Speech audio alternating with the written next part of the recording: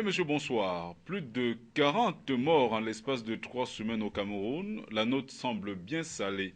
Et alors que les populations camerounaises de Maroua et nigérianes de Ngombe se relevaient encore péniblement des attaques perpétrées par Boko Haram et fatales à plus d'une cinquantaine de personnes, dont 13 au Cameroun, y compris les deux kamikazes, et au moins 42 au Nigeria. Un autre attentat s'est produit samedi dernier dans la soirée, toujours dans la ville de Maroua, laissant au carreau plus de 20 morts et plus de 40 blessés. Les populations de cette partie du pays vivent désormais dans la terreur. Que se passe-t-il? Des mesures prises jusqu'ici par les autorités administratives n'ont-elles pas porté leurs fruits? Comment peut-on expliquer cette recrudescence et cette brutalité des attaques de Boko Haram au moment où on constate, non sans étonnement, un reflux dans la guerre totale que les armées des pays de la ligne de front semblaient avoir engagée contre la secte islamiste? Comment venir à bout de ce mouvement terroriste d'idéologie salafiste? Peut-on encore vaincre Boko Haram? Voilà les questions et bien d'autres que nous allons aborder dans la première partie de cette émission. Pour en parler, j'ai le plaisir de recevoir sur ce plateau Franck Essi, qui est secrétaire général du Cameroun People Party, en abrégé CPP. Il aura en face de lui ce soir André Luther Meka, qui est socio-communicateur et militant du Rassemblement démocratique du peuple camerounais, en abrégé RDPC. Merci messieurs d'avoir accepté notre invitation. Avec vous, nous allons également parler de la nomination d'un nouveau directeur général des élections à Election Cameroun. Abdoulaye Babale est un ancien commis de l'État, aujourd'hui âgé de 73 ans. Il remplace à ce poste Mohamed Sani Tanimou.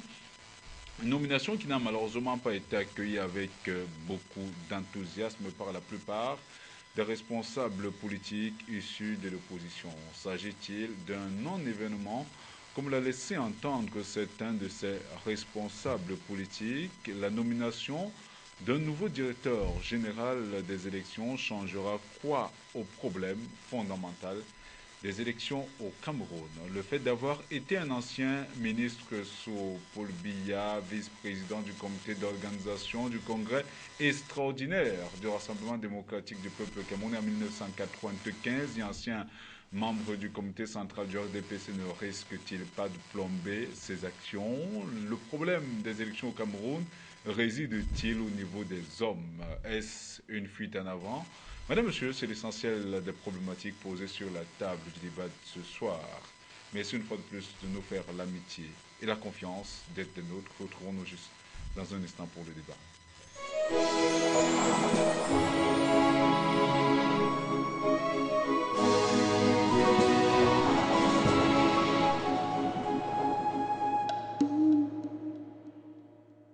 Voilà, bonsoir une fois de plus. Je le souligne encore à l'entame de cette émission, plus de 40 morts en l'espace de 3 semaines au Cameroun. La note semble bien salée. Et alors que les populations se réveillaient encore de ces drames du 22 juillet dernier, qu'un autre attentat est survenu samedi dernier, toujours dans la ville de Maroua, laissant au carreau plus de 20 morts et plus d'une quarantaine de blessés. Les populations de cette partie du pays vivent donc désormais dans la terreur. André Torbeka, comment avez-vous accueilli les informations de ce nouvel attentat, notamment du côté du pont Vert, c'est à Maroua? Oui, c'est avec beaucoup de compassion que j'ai appris cette triste nouvelle des Camerounais qui sont tombés les armes à la main face à des fous de Dieu.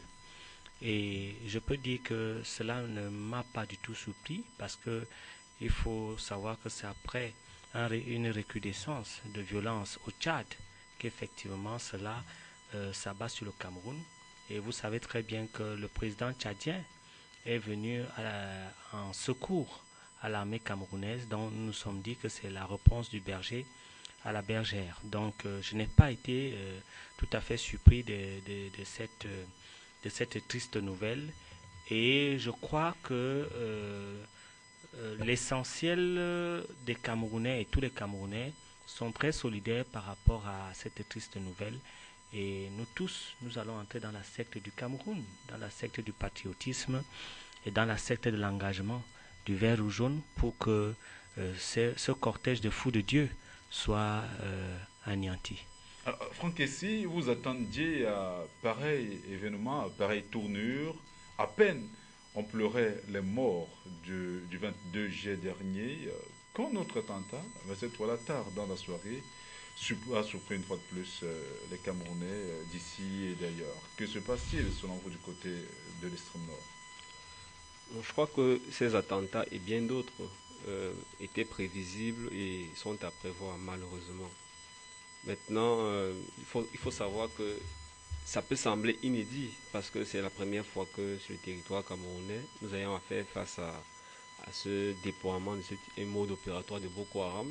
Mais ça a toujours été l'une des deux têtes de la stratégie de cette organisation, c'est-à-dire que procéder par guérilla et lorsque le rapport de force n'est plus en sa faveur, procéder par l'attentat classique que l'on connaît aux terroristes. Donc, nous avons toujours observé ce au niveau du Nigeria.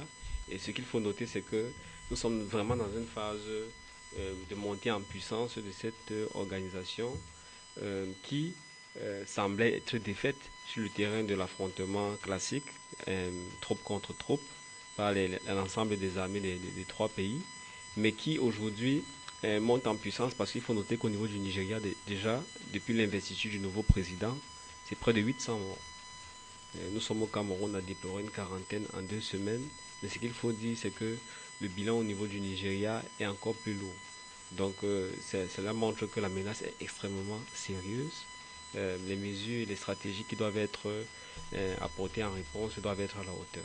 Alors nous parlerons de stratégie et de réponse tout à l'heure. Le temps pour moi de vous rappeler, madame, monsieur, que le nom officiel de Boko Haram, jusque-là, était le groupe sunnite pour la prédication et le djihad.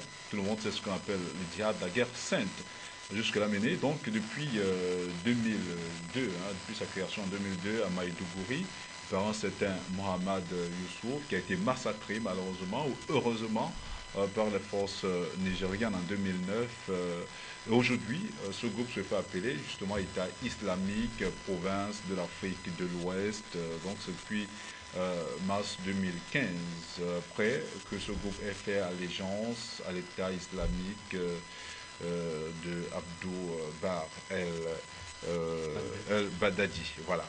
Alors, André, comment peut-on expliquer cette recrudescence et cette brutalité des attaques de Boko Haram au moment où on constate, non sans étonnement, une sorte de reflux dans la guerre totale que les armées des pays de la ligne de front semblaient avoir engagé contre la secte islamiste? Disons, monsieur ici l'a dit tout à l'heure, il y a eu certainement une sorte de regain de vitalité de l'alliance qui a été faite autour de Boko Haram sur le face-à-face, sur l'aspect frontal de la guerre. Et effectivement, de tous les côtés, Boko Haram se sentait asphyxié et ils ont pris le plan B qui est le plan des kamikazes qui devient un peu plus complexe parce que là, effectivement, l'ennemi est dans la masse, il est dans le maquis, donc il est presque inidentifiable et il est soumis à une doctrine tout à fait spirituelle qui voudrait que vous mourrez au nom des causes d'Allah. Et lorsque vous êtes comme ça dopé sur le plan spirituel du fait que plus vous mourrez, plus vous avez l'accueil et la réception de Dieu, et plus vous allez au ciel, automatiquement vous avez là en face de vous une secte qui, effectivement, parce qu'il faut connaître la stratégie est de minimiser la mort ou de faire l'éloge de la mort pour le ciel. Alors, il y en a qui y croient et qui entrent dans ce jeu mortifère, porteur de mort, et essayent par cette tactique de pouvoir tuer plusieurs personnes. Donc, automatiquement, ça devient un peu plus difficile. Mais nous allons revenir aux stratégies parce qu'il est important que on puisse d'abord étudier le mécanisme de cette guerre, parce qu'il faut savoir que il ne peut pas avoir de Boko Haram sans qu'il y ait de complicité, parce qu'il faudrait effectivement, je crois qu'il y a un arsenal que ces gens utilisent, il y a des méthodes qui sont faites, il y a des codes de communication, comme cela se fait effectivement dans le maquis, et c'est pour ça que je vais convoquer nos amis de l'UPC, qui effectivement ont utilisaient presque les mêmes stratégies. En période de Macky. Oui. Nous reviendrons sur les stratégies avec votre permission. Voilà. Je renvoie la même question à Franck Kessy. Qu'est-ce qui peut expliquer cette recrudescence aujourd'hui, alors qu'on croyait que les armées conventionnelles avaient réussi quand même à damer le pion au lieutenant de Aboubakar Shekau sur le front de la guerre symétrique? Non, la première explication vient du fait que à aucun moment, je dis bien à aucun moment, les animateurs de ce groupe n'ont renoncé à leur projet, qui est d'établir justement dans cette zone une sorte de califat. Donc il faut bien qu'on le sache, que l'apparente accalmie qu'on a observée ne doit pas cacher, si vous voulez, la détermination qui est la leur. La deuxième chose, c'est que dès le départ, tout le monde s'accordait à dire, face à ce type de menace, que la guerre sera longue. Et c'est une guerre qui ne peut pas être que militaire. C'est une guerre totale dans le sens où il faut aussi se déployer sur d'autres théâtres. Il y a le théâtre social, il y a le théâtre politique, il y a le théâtre religieux. Il faut mobiliser tous ces moyens parce que tant que va subsister dans l'imaginaire d'une partie significative de la population l'idée que les thèses défendues par ce groupe sont pertinentes, que ce projet-là a une raison d'être, alors ça signifiera toujours que les États tels qu'ils existent aujourd'hui ne sont pas en sécurité. Donc c'est une guerre totale qui doit être menée. Et ce regain s'explique aussi parce que quelque part, nous tardons à mettre en œuvre, au-delà de l'aspect militaire, l'ensemble des outils qui s'imposent pour faire face à une telle menace. Et je crois que ces attentats, heureusement, malheureusement, nous rappellent cette triste réalité et nous imposent donc en urgence de mettre en œuvre un certain nombre de mesures à la hauteur. Alors, mais comment peut-on expliquer le choix fait par le motus operandi de Boko Haram actuellement, où on a comme l'impression que les gars, ils ont choisi une sorte d'escalade comme stratégie de représailles? Est-ce pour marquer les esprits, reprendre la peur ou mettre en œuvre la vulnérabilité des pays de la coalition? Il me semble que c'est tous ces objectifs qu'ils essaient d'atteindre, c'est-à-dire créer dans l'autre camp la peur, la panique, afin de les déstabiliser, mais aussi, si vous voulez, ils se déploient sur un terrain sur lequel ils semblent être les moins faibles, c'est-à-dire que c'est le b.a-ba de la stratégie, c'est-à-dire que face à un adversaire, il ne faut pas mener le combat sur le terrain sur lequel l'adversaire a plus de force ou de savoir-faire que vous. On l'a bien vu en termes de troupes, en termes de sur la guerre conventionnelle, ils sont en train d'être défaits. Parce que faire face aux armées de 4 pays, ce n'est pas évident. Maintenant, ils se déploient sur un schéma qui est beaucoup plus complexe. Parce que, justement, comme l'indique, on peut le constater, tout le monde potentiellement peut être une arme. Et donc, c'est pertinent en termes militaires, en termes de stratégie. Maintenant, ça appelle, comme je disais, des réponses. Quand on voit les réponses qui sont actuellement annoncées, aussi bien au Tchad qu'au Cameroun, j'ai peur qu'on soit en train d'aller dans la mauvaise direction. C'est-à-dire qu'on traite le problème de façon, si vous voulez, superficielle. On dit, il y a des jeunes filles qui ont porté des burkas et se sont fait exploser, on interdit le burka. Il y a des jeunes filles qui faisaient la mendicité et se sont explosées, on interdit la mendicité. Hier soir, il y a eu des jeunes à 19h30 qui étaient dans un bar, on interdit les bars. Je trouve que c'est pas très pertinent comme approche parce que je me pose la question, le jour où il y aura un terroriste qui va porter une veste, on va interdire les vestes? Le jour où un terroriste va porter un cabas, on va interdire le cabas? Donc je crois qu'aujourd'hui, la question qui est posée à nos responsables de la sécurité, c'est de revoir leur logiciel et de développer les outils qui leur permettent d'appréhender à la source les commanditaires de ces actes-là. Et de retracer un peu le mode d'approvisionnement en armes, d'identifier les lieux où ils conditionnent ces jeunes-là pour à la source frapper. Alors, Franck ici l'a souligné tout à l'heure, il y a une sorte de recrudescence. On l'a vu encore hier dans la soirée, et la stratégie a changé. Est-ce que Aboubakar Shekau veut marquer les esprits, veut faire peur pour amener peut-être la population ou à remettre en doute la sécurité ou la force conventionnelle qui a été mise sur pied par les différents pays de la coalition? Disons qu'il s'agit d'abord d'une sorte de défiance, parce que d'après la stratégie de Boko Haram, il faudrait installer les califats. Et Monsieur ici l'a si bien dit, et nous le disons depuis, c'est une guerre d'usure. C'est une guerre qui a été préparée en moyenne 10, 20 ans, 25 ans. Donc il ne faut pas croire que c'est une guerre qui est ponctuelle. Et dans la stratégie de guerre, elle ne se prépare pas au pif. Je crois qu'ils ont passé le temps, ils ont réfléchi pendant des années, ils ont mûri leur projet et ils sont passés en action. Et la première des choses qu'ils voudraient, c'est mettre le doute, s'aimer le doute dans l'esprit d'abord des Camerounais et le doute dans l'esprit des stratèges. Pour pouvoir, effectivement, dans ce doute, on pourrait peut-être être, j'allais dire, un peu réticent, avoir un peu de la peur et se dire c'est dangereux, on sème le doute. Et lorsqu'on met déjà le doute dans la tête des gouverneurs, dans la tête effectivement de la population, à ce niveau-là, effectivement, il y a des problèmes, il y a une psychose, il y a une peur, et cela renforce leur puissance.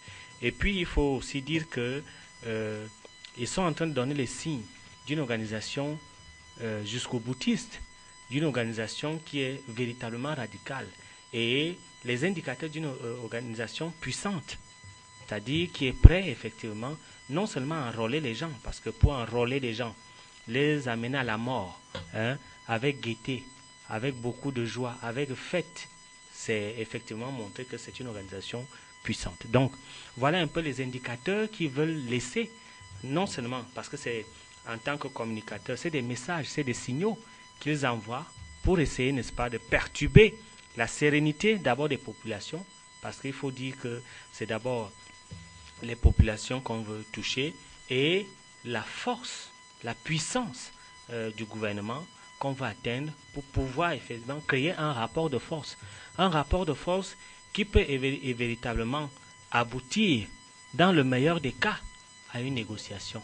Et vous savez, lorsqu'il y a un rapport de force et que le rapport de force est certainement soit équilibré, soit en déphasage, soit moins, effectivement, la négociation peut paraître au profit de tel qui est un peu plus avancé dans le rapport de force.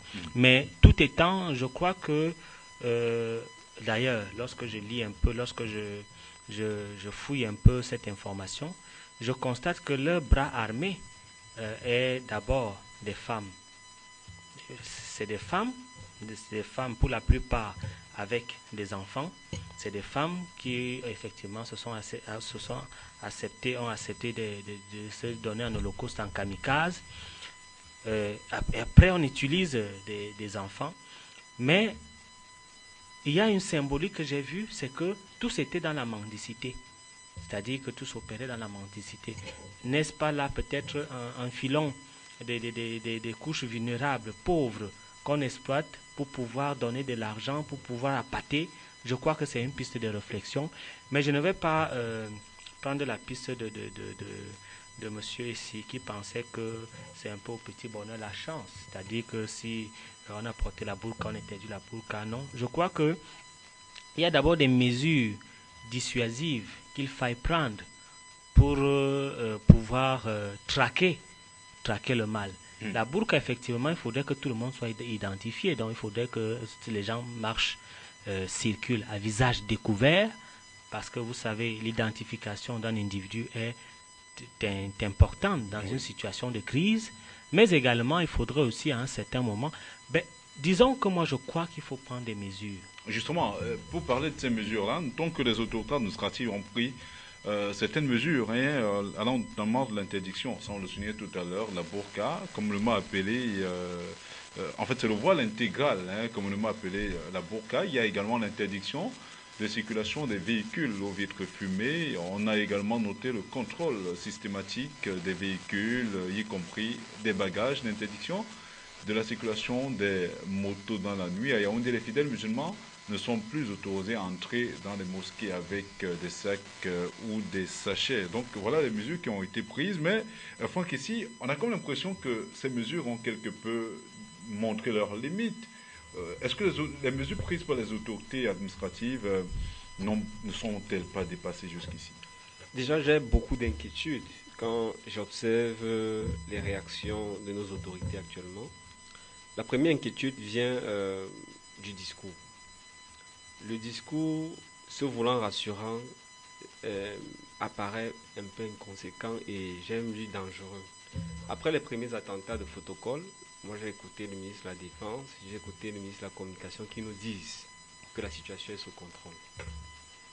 Pour ceux qui observent un peu comment ce phénomène se déploie au niveau du Nigeria, se déploie un peu partout dans le monde, affirmer avec le niveau de sécurité qui est le nôtre que la situation est sous contrôle, est-ce que ce n'est pas prétentieux? Est-ce que ce n'est même pas d'une certaine façon irresponsable? La preuve, c'est que une semaine après, on assiste à d'autres attentats. En fait, 3 jours exactement. Voilà, des attentats qui se déploient en montrant clairement que les armes humaines qui sont utilisées sont celles qu'on pouvait le moins soupçonner. Des jeunes filles, des enfants, des mendiants. Vous parlez de symbolique, la symbolique de la vulnérabilité. Ceux à qui on ne prête pas souvent attention quand on passe. Donc ça doit interpeller sur le fait qu'en face, il y a une ingénierie de l'attentat qui est en œuvre. Et ça montre donc qu'il faut prendre ça très au sérieux. Donc maintenant, quand on prend notre très au sérieux, on en revient à la question des mesures. Mais est-ce que quand on prend une mesure, on s'est assuré que ça agit sur la cause? On fait des présomptions. Hier, il se déplaçait en moto. On a interdit la circulation des motos, en mettant les populations dans des conditions de vie extrêmement difficiles. On a interdit le métier de conducteur de moto, sachant au niveau de Maroua et ses environs, 4000 jeunes se sont retrouvés sans travail. Est-ce que ce n'est pas, si vous voulez, fournir la main-d'œuvre à Boko Haram de ce fait? Aujourd'hui, on interdit la burqa. Est-ce que les explosifs ne peuvent pas être gardés dans autre chose qu'une burqa? Donc, la problématique, la cause, c'est l'identification, quel que soit le vêtement, des potentiels explosifs. La question qui nous est posée et qui n'est pas facile à répondre, parce qu'au-delà des idées, de la volonté, elle demande des moyens que nous n'avons pas toujours, c'est quels sont les dispositifs de surveillance que nous avons? Comment on arrive à pénétrer cette organisation pour savoir où elle s'approvisionne, pour couper à la source? Je dis bien couper à la source, parce que voilà où le niveau du débat doit se situer. Maintenant, ce type de mesure, ça peut donner l'impression qu'on a une réactivité, mais en termes d'efficacité, je doute fort. Je doute fort surtout que parce qu'au niveau du Nigeria, ils ont essayé ce genre de choses. Là-bas, au niveau du Nigeria, on surveille même des petits-enfants de 2 ans, 3 ans. Il y a des images. On a vu pendant le Ramadan. Mais ça n'empêche que depuis le 29 mai, où M. Bouhari a prêté serment, je comptais hier soir à 21h, on était à 790 morts en plus. Donc, c'est pour dire que vraiment... nous sommes à un moment inédit de notre histoire. On doit faire preuve de suffisamment d'humilité face à la gravité de la menace, d'ouverture d'esprit et arrêter de fanfaronner et mobiliser toutes les intelligences, toutes les énergies pour qu'ensemble on essaie de créer un consensus et trouver toutes les solutions. Et quand on parle de collaboration de la population, c'est en posant déjà des actes qui ne la retournent pas contre nous. C'est premier pas. Voilà, je veux continuer justement par rapport à ces mesures qui ont été prises. On sait par exemple qu'il y a en termes de signalement.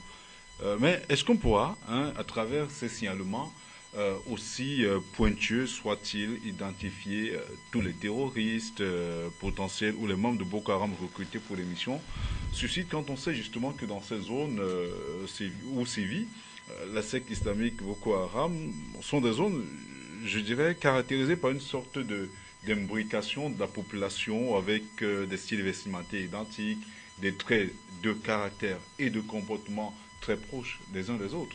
Est-ce qu'il est possible, justement, ne serait-ce qu'à partir de ce signalement-là, lutter véritablement contre la secte islamique Boko Haram? Non, moi je crois qu'il y a des mesures à prendre. Maroua doit être en état d'urgence. Il faut mettre Maroua en état d'urgence. Et je crois que Maroua n'est pas une si très grande ville. C'est-à-dire que les stratèges du renseignement, parce qu'il faut dire la vérité, ce n'est plus tellement l'armée maintenant. Nous sommes dans le ministère de l'Intérieur, l'administration territoriale, la direction du renseignement et effectivement la police. Je crois qu'actuellement, le service le plus spécialisé qui doit travailler, c'est la cellule de renseignement. Donc il faudrait effectivement, d'abord, il faut militariser Maroua, il faudrait qu'il y ait un état d'urgence. C'est-à-dire qu'on puisse effectivement militariser Maroua, qu'on puisse effectivement boucler tous les quartiers de Maroua et qu'on puisse identifier tous les quartiers. Je crois que je ne suis pas un expert, hein, mais je sais que les services spécialisés savent comment boucler un quartier, comment savoir qui entre, qui sort. Cela se fait. Mais j'aimerais rassurer mon frère et ami ici que nous sommes l'une des meilleures armées du monde. Du monde? Oui, du monde. Ah bon? Nous sommes l'une des meilleures armées d'Afrique. Et nous sommes formés par les meilleurs.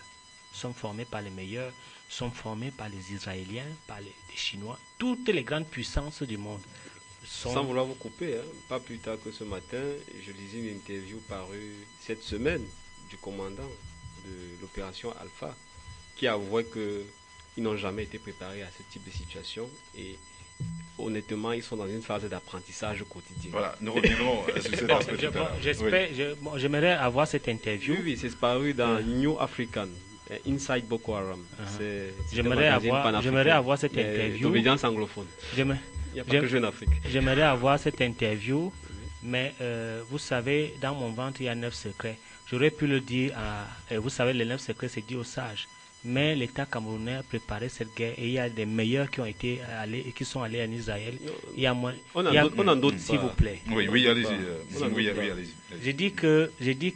Parce qu'il y a des soldats qui ne sont pas bien traités au front. Il y a des soldats qui sont sous-équipés. Il y a des soldats qui n'ont pas leur ration. Franck ici, je reviendrai. Je ne sais pas en quoi parce que c'est dangereux. Je reviendrai à vous sur de ces laisser aspects. Croire ce genre de choses. Oui, c'était officiels étaient formés à Israël. Nous parlerons justement de ces aspects tout à l'heure. Oui, André Lutemeka. J'étais en train de dire que, je répète, mon ventre a 9 secrets.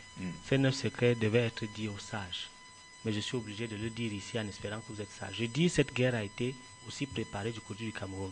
Il y a plus de 5 ans, on a envoyé des hauts gradés, des officiers en Israël pour préparer les techniques de la guerre. Je me suis demandé pourquoi, mais j'ai compris que le chef de l'État était un visionnaire. Et il recrutait effectivement, il faisait des recrutements massifs dans l'armée. Les gens se posaient des questions.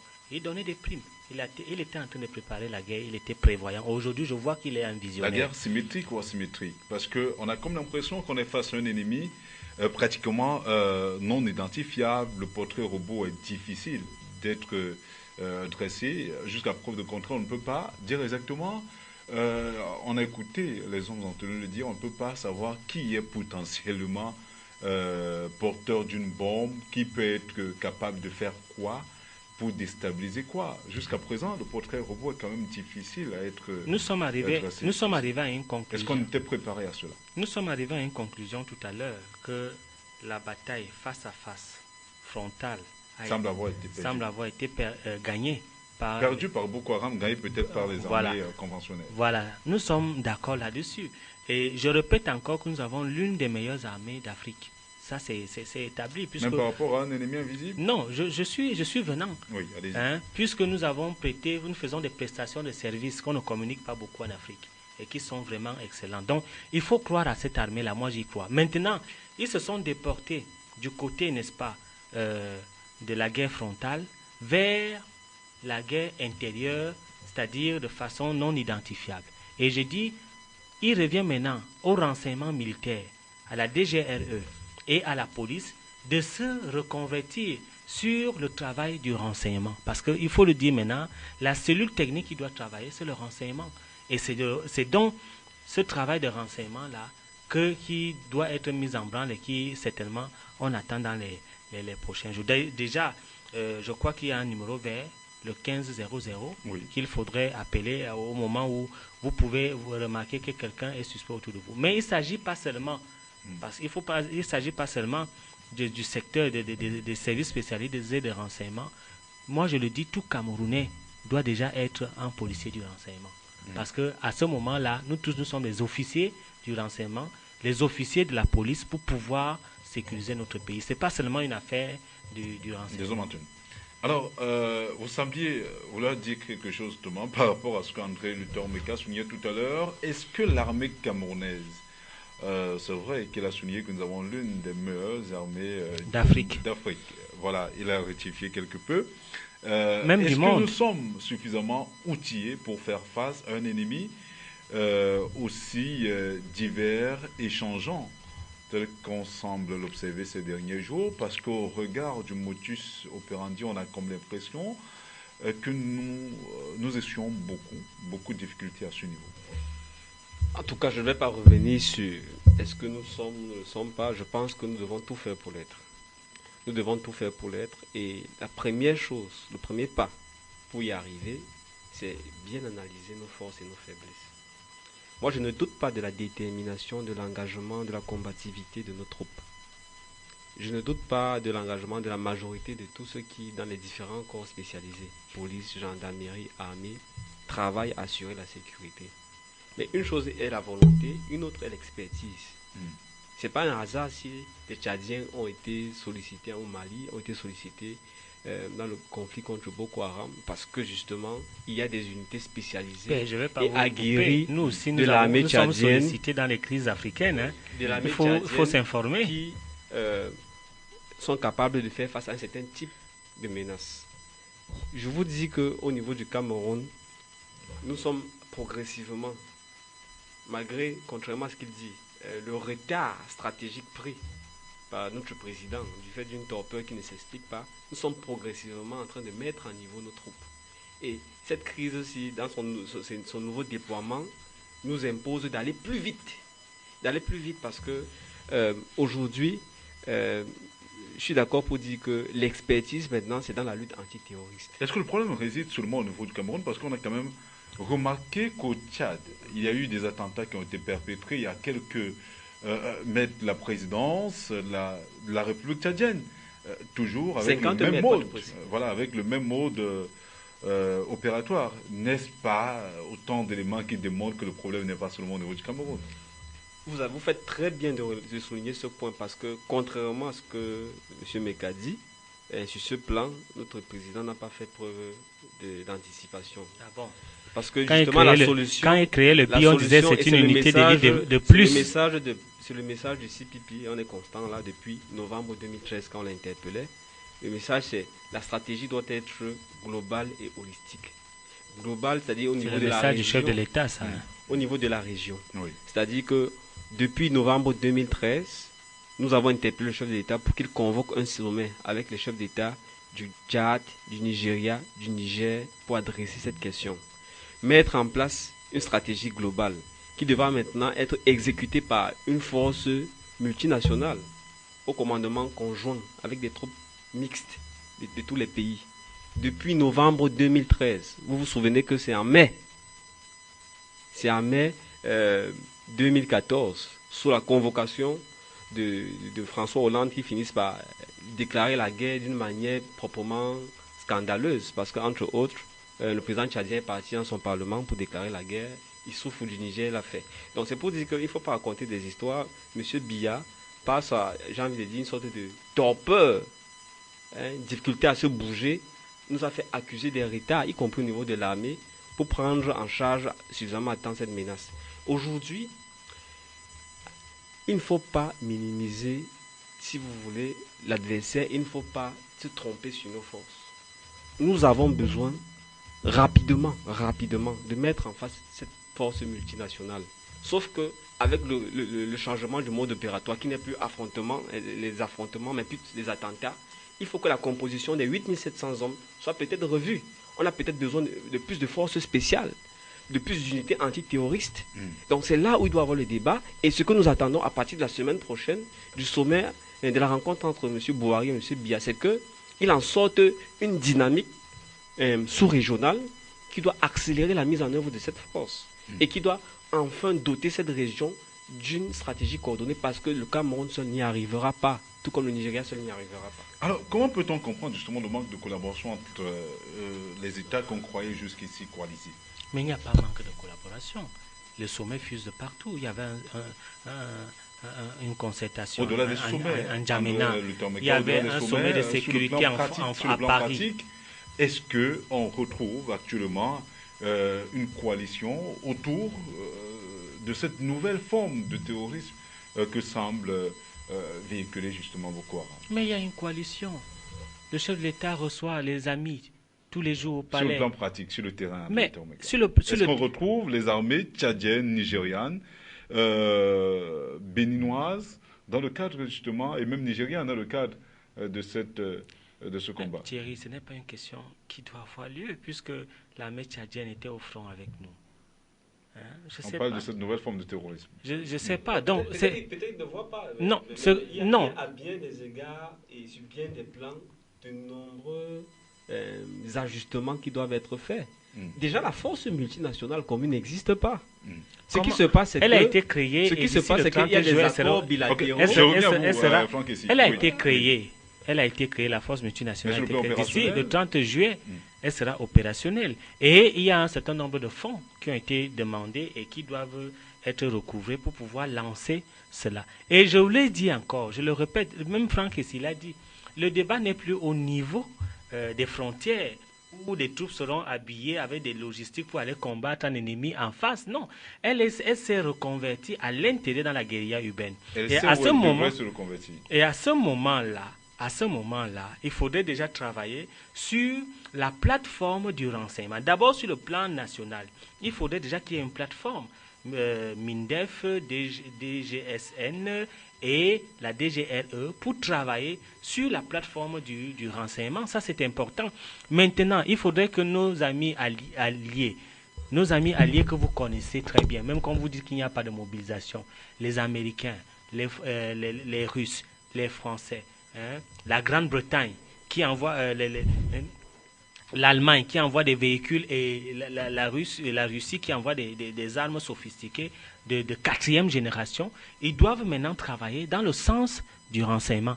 Et c'est à ce niveau qu'on parle des satellites, c'est à ce niveau qu'on parle des drones. Donc il est important de reconvertir maintenant cet effort de guerre au niveau du renseignement dans les territoires pour pouvoir effectivement juguler le terrorisme et de former également notre armée si besoin en est, si cela n'a pas été fait sur, n'est-ce pas, la lutte antiterrorisme. Mais j'aimerais revenir sur ce que M. Franck Essi a dit tout à l'heure, parce qu'il a fait une récupération du chef de l'État. C'est le président Paul Biya qui a dit à menace globale, réponse globale. Non, monsieur. Hein? Je peux vous donner le texte. C'est le président Paul Biya qui l'a dit. C'est le président Biya qui a été visionnaire. Lorsqu'il créait le BI,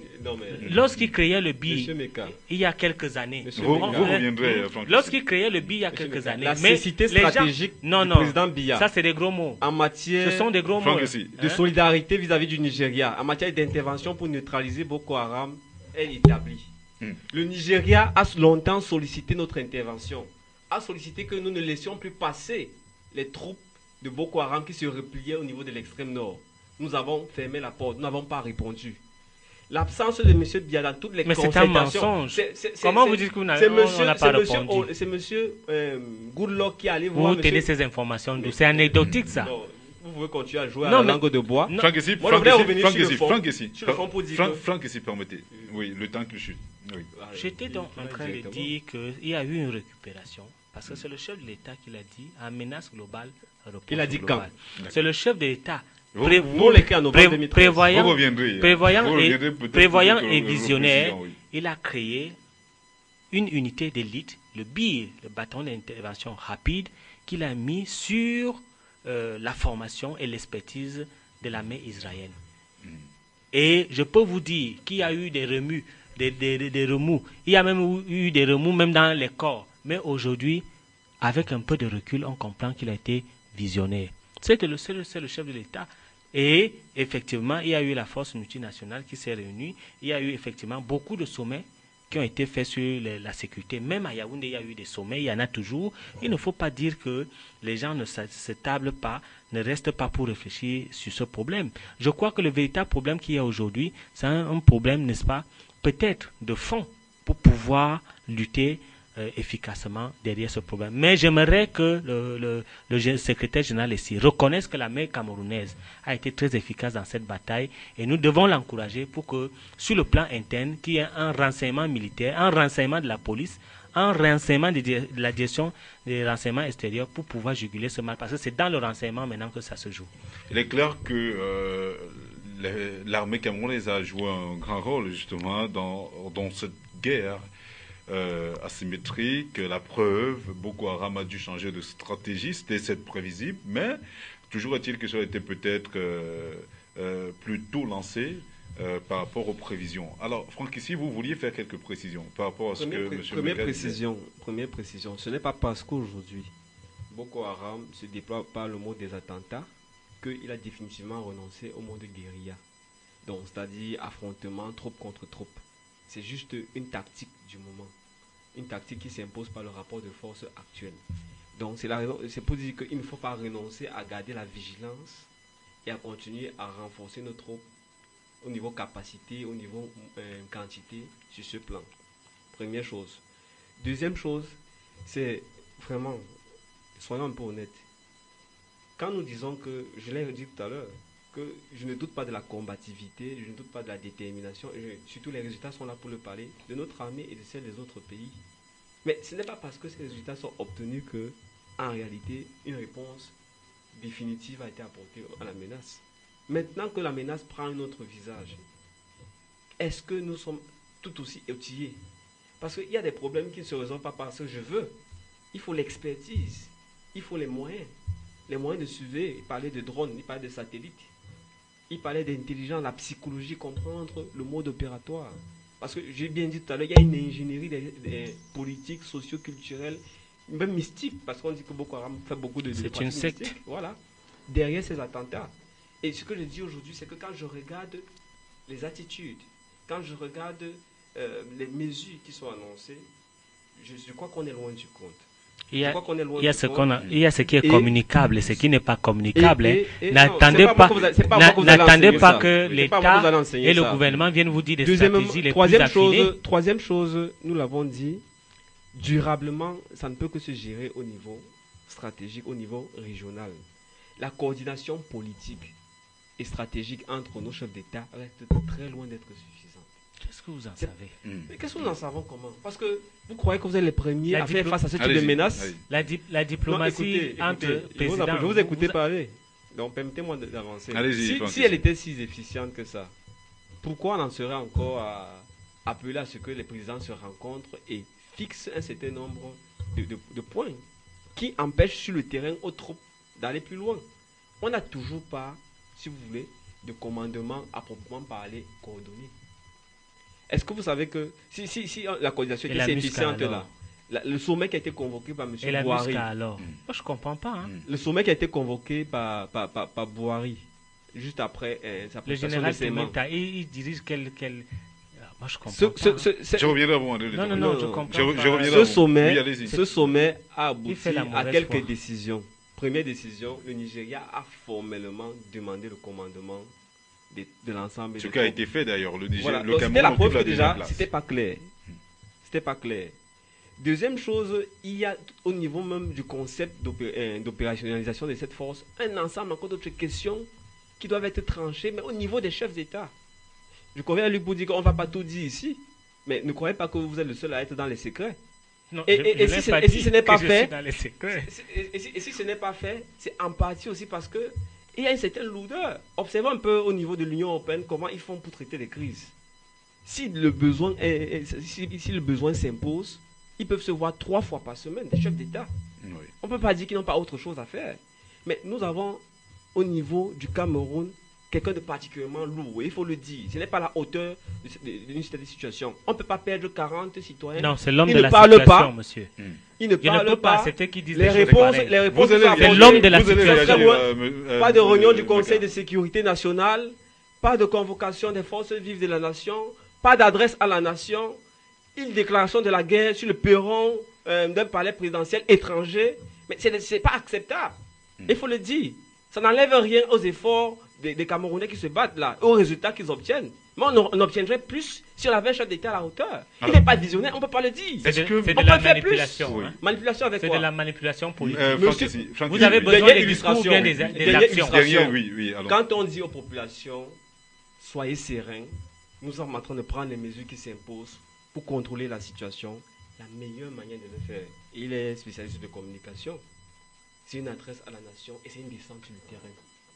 George Bush, Obama, Hollande ne sont pas fous. La Centrafrique, c'est quoi dans la géopolitique de la France? Mais Hollande a fait plus de 3 visites en Centrafrique. On descend sur le terrain, on va rencontrer les populations éprouvées, on va rencontrer les troupes et on relève le moral. C'est comme ça qu'on fait quand on a un niveau. chef qui est moderne, Alors, qui est dynamique. on a qui est comme visionnaire. l'impression justement, au-delà du travail formidable abattu par l'armée camerounaise, au-delà du travail formidable abattu même par les forces de renseignement, il y a quand même cette absence. C'est vrai que d'aucuns diront que le chef de l'État s'est suffisamment fait représenter par le ministre délégué à la présidence de la République en charge de la défense, Edgar Alem et Bingo. On l'a vu aux côtés des hommes Anthony, on l'a vu, même aux côtés des blessés, des malades, peut-être avec la permission de la réalisation, avec Yves Tadioufo, on va peut-être revoir ces images-là où on a vu Edgar Alem et Bingo sur le terrain de l'action. Mais les forces politiques et même certaines populations auraient voulu voir le chef de l'État peut-être plus présent face à cette menace pour reconforter davantage la population. Comment peut-on expliquer cette absence alors qu'on l'aurait peut-être vu plus dynamique sur ce terrain-là? Vous savez, je suis inquiet.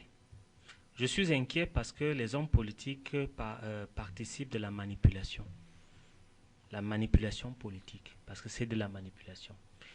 C'est déplacer le débat. Et moi, je reste concentré pour ne pas déplacer le débat. S'il faille discuter sur la présence ou l'absence de Paul Biya par rapport à ceci, par rapport à cela, c'est un non-événement. Je vais vous expliquer. Et je vais recommander à monsieur ici de lire les livres sur le chef de l'État. C'est un homme de la discrétion. C'est un homme, je dis bien un homme de la... Il n'est pas exubérant. C'est un séminariste. C'est un séminariste.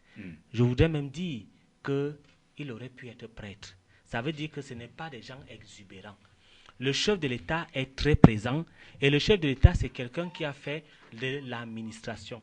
Je vais vous recommander, parce que j'ai eu une autre expertise, c'est cette expertise de lire les documents d'administration et d'être dans l'administration. L'administration, c'est la discrétion et l'administration, c'est la délégation de pouvoir. Je vous en prie, et je peux déjà vous le dire, vous ne verrez pas le président Paul Biya partout.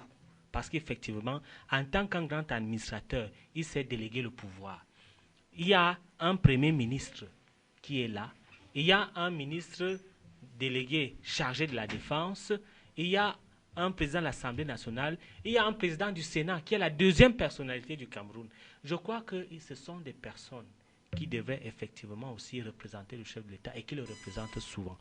Il est très important de délégation de pouvoir. Pas délégation de pouvoir. Franck ici, vous allez réagir. Vous allez me permettre. Oui, permettez. Les hommes politiques ont ceci de particulier, qu'il faut une chose et son contraire. Lorsqu'on va voir le président Biya partout, on va dire, oh, il y a un premier ministre, oh, il y a un ministre de la Défense. Lorsqu'on ne va pas le voir, on va dire, le président n'est pas là. Il ne faut pas nous amener à ce jeu. Pour revenir à l'essentiel, parce que là, c'est un peu business, c'est drôlatique. C'est même triste qu'on a eu. C'est drôlatique, de savoir, par exemple, on a vu le chef de l'État lors des inondations à l'extrême nord, au barrage de Maga. Cela a suffisamment cristallisé des énergies. Nul ne dirait le contraire. Cela a quand même relevé le moral des populations de cette partie du pays. On aurait également voulu, parce qu'on l'a vu, le Cameroun ne réinvente pas. En fait, vous minimisez la présence du ministre de la Défense. La population, je pense, aurait voulu peut-être avoir une adresse du chef de l'État à la nation. Mais il a condamné les attaques, il a donné les condoléances à la famille. Le secrétaire général de la présidence de la République? Mais bien sûr. La lecture d'un communiqué. Bien sûr. Qu'est-ce qui empêche même aux États-Unis, moi je vois souvent les communications des États-Unis. Le secrétaire d'État vient souvent faire des communications. Même le porte-parole de la Maison Blanche, il fait des communications. Il fait des communications. Pas par voie de presse, pas par voie de communiqué. Oui, mais il fait des communications pour expliquer. Il ne fait même pas des conférences de presse, ils font des points de presse. Mais vous avez un ministre ici de la communication qui fait des conférences de presse. En tant que porte-parole du gouvernement. En tant que porte-parole du gouvernement, alors que je vous dis à la Maison Blanche, c'est des points de presse. C'est différent. En tant que spécialiste de la communication, je sais ce que ça veut dire. On vient, on donne la nouvelle et on s'en va. Alors qu'en conférence de presse, il y a échange. Donc le gouvernement communique. Et le gouvernement communique très bien. Maintenant, ceux qui font le fan club du chef de l'État et qui veulent le voir partout pour banaliser notre président, ce n'est pas possible. Ce n'est pas possible. Nous avons un président qui a fait la haute administration. Il sait très bien qui il envoie quand il faut l'envoyer. Maintenant qu'il y a des attentats, il faut qu'on voit la tronche du chef d'État partout. Non, non, non. Il ne faut pas se gargariser de ce genre de débat. D'accord. Ce que moi je vais dire, non. Pour sortir, ce que nous attendons du chef d'État que nous avons voté, c'est la sécurité du pays. Vous comprenez? Ce n'est pas de le voir partout, dans le sens et dans le non-sens. C'est la sécurité du pays. Parce qu'il faut le savoir, il a le devoir de la sécurité des personnes et des biens. Et c'est là où nous l'attendons. Et c'est là où les Camerounais peuvent le convoquer, l'interpeller. Et tant qu'il est dans ce travail et qu'il envoie des hauts fonctionnaires comme le ministre Alain Edgar Mbengor représenter sa présence en tant que chargé de la défense, c'est tout à fait normal. Il faut pas, moi, je ne voudrais pas qu'on déplace le débat. Il faut faire le débat sur la sécurité des biens et des personnes des Camerounais, sur la paix dans ce pays. Franck, ici. Je constate que c'est un point de divergence dont je me réjouis avec mon interlocuteur, parce que lui, il estime que l'absence ou la présence du chef de l'État n'a aucune incidence sur la conduite de la politique sécuritaire de notre pays. Alors, vous pensez que cela... Ce n'est pas ce que j'ai dit. Hein. Parce que ce n'est pas ce que j'ai dit. Interroger la réaction du chef de l'État lors de ces différents drames. Il y a eu, avant ça encore, je crois, à Photocol, une série d'attaques meurtrières de plus d'une centaine de personnes. Là, on a eu droit à aucun communiqué, on a eu droit à aucun geste institutionnel. C'est-à-dire que pour la première fois, peut-être depuis les périodes de Brest, là, de l'indépendance, on avait plus d'une centaine de Camerounais qui mouraient comme ça du fait d'une attaque. Aucun geste. Pas de drapeau en berne, pas de minute de silence. Qu'est-ce que vous en savez? Donc, dans les institutions, il y a les minutes de silence tous les jours. Vous vivez sur Mars? Moi, je vis au Cameroun. Vous étiez dans quelle manifestation? Moi, je vis dans les manifestations, il y a les minutes de silence tous les jours. Première chose. Deuxième chose, l'argumentaire sur Paul Biya est un grand administrateur, il s'est délégué dans les autres pays. Est-ce que dans les autres pays, il n'y a pas de Sénat? Je ne vais pas vous reprendre. On a quand même vu hier ce qu'on a quand même tous déploré. Quelques minutes après les incidents de Maroua, la télévision nationale diffusait la musique avec un bandeau rouge en forme de synthé pour dire qu'il y a eu attentat et que le chef de l'État appelle au calme et à la vigilance. Mais au moment où les gens pleuraient, à la télévision nationale, on jouait de la musique et les gens étaient carrément en fête. Oui.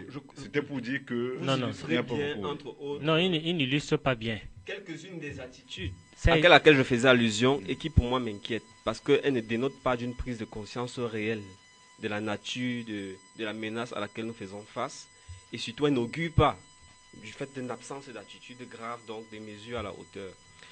Moi je veux revenir pour dire simplement que M. Biya, je ne m'intéresse pas à lui fondamentalement. Sa personne, ce qu'il est, ce qu'il a été, etc. Ça ne nous intéresse pas en tant que Camerounais. C'est la présidence de ce pays qui nous intéresse. Ce que votre président a en tant ça vous intéresse pas. Donc si c'était un ancien voleur, ça ne vous intéresse pas. Parce qu'il incarne l'institution. Et l'institution, on attend d'elle de répondre et de remplir certaines fonctions. Vous connaissez si bien la maestria avec laquelle il gère le pays. À quand remonte le dernier Conseil national de sécurité? Pourquoi vous me posez la question? Mais parce qu'il n'y en a pas. Parce qu'il n'y en a pas. Et vous dites qu'il gère la sécurité? C'est sérieux ça? Non. Les Camerounais nous regardent. Ayons un peu d'égard vis-à-vis d'eux. Et parlons des choses sérieuses. Moi, je voulais qu'on revienne. Et j'étais sur une lancée pour dire que on a vu qu'il faut au niveau interne remobiliser l'ensemble des troupes et revoir le dispositif sécurité qu'on met en place. Les premières annonces ont été faites. Mais on a fait la démonstration qu'elles ne touchent pas à la racine. Comment faire pour toucher à la racine? Je crois que c'est au niveau plutôt régional que ça doit se penser. Je reviendrai, c'est peut-être la question de sortie, voilà. Par rapport à ce premier thème-là. Je reviendrai à cet aspect tout à l'heure. Juste pour une réaction avant de poser ma dernière question, parce que justement, le temps imparti à cette première partie est presque arrivé à terme. Ce que je veux dire, c'est que monsieur ici aime le formalisme. Conseil de sécurité, conseil de ceci. Mais c'est vous qui avez convoqué les institutions. N'est-ce pas comme ça que ça se passe ailleurs? Bien évidemment. Mais les non, ce n'est pas. Dans Non, il ne faut pas rester dans les paradigmes.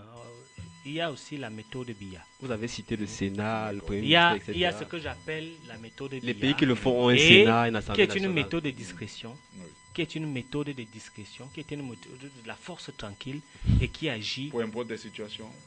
Mais je ne sais pas, je vous ai dit On ne que demande ce pas n'est de pas, faire la ce fanfaronnade. n'est pas l'exubérance. D'accord. S'adresser président, aux ce n'est pas populations, l'exubérance. ce n'est pas être S'il est exubérant. resté au pouvoir Donc- pendant longtemps, c'est parce que ce n'est pas un monsieur l'exubérant. Donc, M. Mebengo, qui allait Donc, ça à veut dire la Marois, population. au chevet des victimes, Mais il faisait de s'adresse il l'exubérance. s'adresse à la population. Idriss Déby qui est Lorsqu'il arrivé au allait au Cameroun, sommet c'était de... l'exubérance. Lorsqu'il Idriss allait... Déby qui est arrivé Mais au je sais Cameroun pas. est parti au... Il y a deux débatteurs dans... deux débatteurs non, contre mais un. Vous utilisez les permettez, mots vous permettez. Je illustrés, pose juste une expliqués. question. Oui. Donc, M. Déby, le président Déby, le président tchadien qui est arrivé au Cameroun, est parti au chevet des malades du côté de l'hôpital militaire de Yaoundé. Faisait-il de l'exubérance?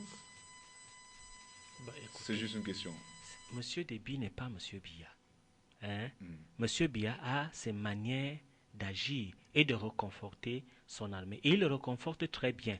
Et ce n'est pas vous qui allez être les intermédiaires. Hein?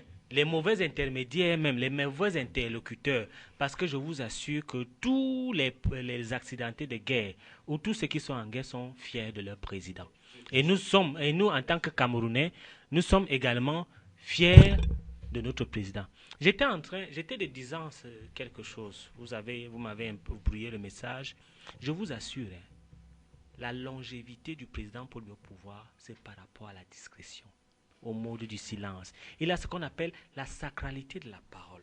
Parce que la parole présidentielle n'est pas une parole qui se banalise. Elle se dit, elle se déclare. Parce qu'elle est performative, c'est-à-dire qu'elle prend effet à des moments opportuns. Donc, c'est pour ça que je vais vous dire que dans une administration sérieuse comme le Cameroun, le chef de l'État délègue les pouvoirs et permettez aussi à ceux qui sont en charge des questions de défense, des questions fera bien le boulot. de Alors, pouvoir être aussi sur le terrain. Pour finir, comment venir à bout de ce mouvement terroriste et idéologique salafiste?